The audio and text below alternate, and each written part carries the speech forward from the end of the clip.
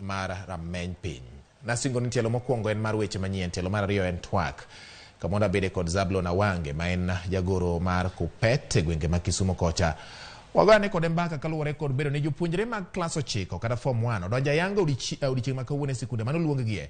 Moko bende wang'eyo ni samoro koyudo thuolo mar dhi e sikunde mano luongie. Kata kamano giyudo sikunde ma ginyalo donje. Moko bende nitiere mapod nitiere pacho kapod gigoyo kwano, jonyuol goyo kwano, gigoyo chandri ka gi kacha mondo giyud kaka ginyalo donjo e somo mar sekondar. Gin weche modo wuoyo dhiambo ma kawuono nyakora mogi. Par ni jatend migawo mochung' ne weche mag somo Ezekiel Machogo yango ni bilion 16 piny owacho osegolo kendo chwalo ni sikunde mopogore opogore mag sekondar. Maneno ni sama nyithindo donjo e sikunde gi gidonjo ka nitiere ikruok. Bendo kwa jopuonjre mondo oti ka jonyuol gi jopuonj inyiso ni janyuol kik bed gi nyathi dala, jopuonj madongo mag sikunde kik gol nyathi moro amora e skul nikech onge mar omenda mag somo. Gin weche madito nyakwara mogi gie sani ma bende weche mag somo osebedo ka nyuolo weche mopogore opogore. Bende gin omenda moromo. Penjo mokwongo nitiere kanyo nyakwara mogi. To bende jopuonj madongo gi biro luwore gi dwaro mar sirikal ni giriemb jopuonjre kapo ni samoro gibedo kod nok mar omenda ma ginyalo dhi godo nyime gi tayo chenro magi. Weche mag somo osebedo ka nitiere kod penjo mag jopuonj moromo e sikunde wa mopogore opogore ma pacho ka. Piny owacho singo ni chenro kata gidhi nyime kod chenro mar ndiko jopuonj mar 30,000. Ma ibiro pogi machalo nade. Wan kaendi nyakwara mogi achiel kuom jochung' ne jopuonj e bwo riwruok margi mar Kupet bade ma Kisumu, Zablon Awange. Jaduong' Amosi ni oimore ka nitiere Kisumu kendo machiegni twak maro mar rameny piny.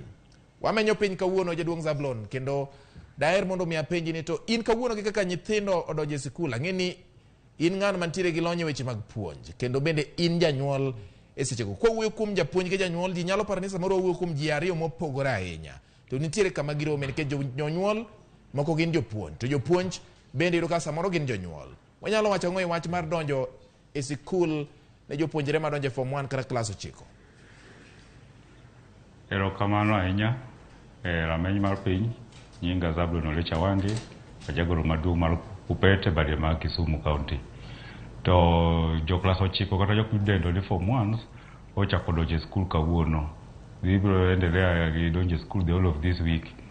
Aparo maber ni sani en kalenda manyien mar academic calendar bang' kane wasebedo gi tungni mag corona in the year 2000.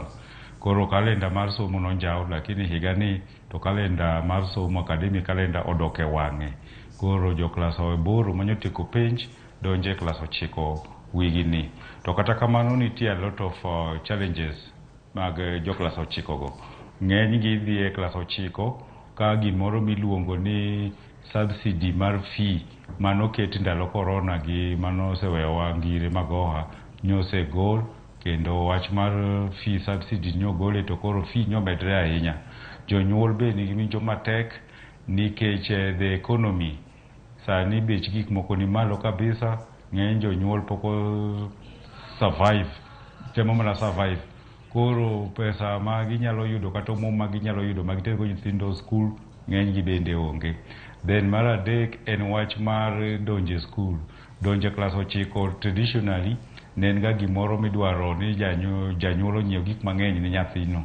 Iyudo ka nitie gik moko kaka dictionary, uniforms, idwaro ni onyiew mattresses, nyaka gik tuge kaka hockey sticks. Magi gin gik moko ma ka janyuol ok nyal seche moko ne miyo koso nafas mar donjo e skundno. Koro wang'eyo ni kawuono nyithindo moko donjo e skul.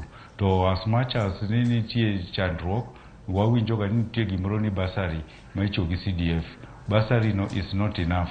To kata kisomo gazeti ma kawuono ineno ni nitie nyithindo mang'eny madhi miss chances. Koro iyudo ka nyathi oluong e skul mabor, oluong nyathi kata let's say Central Province kata oluong e let's say Coast kocha to wa Nyanza kae. Mano be dware no omany fare, omany kaka onyalo dhi e skundno. To koro koko nyalo yudo fare kata ok onyalo yudo fees, then nafas gi lal. Koro skunde moko make national schools kata skunde miluongo ni extra country schools, magi gin skunde ma nyithindo mang'eny dwaro dhiye. To nyathi ko luong e skunde go to onge fare to onge fees, then nafase no biro lal nikech nitie deadline moketi nyithindo gi nyaka report e skul. Koro koko report by that time, yes. nafase no dhi lal. All right.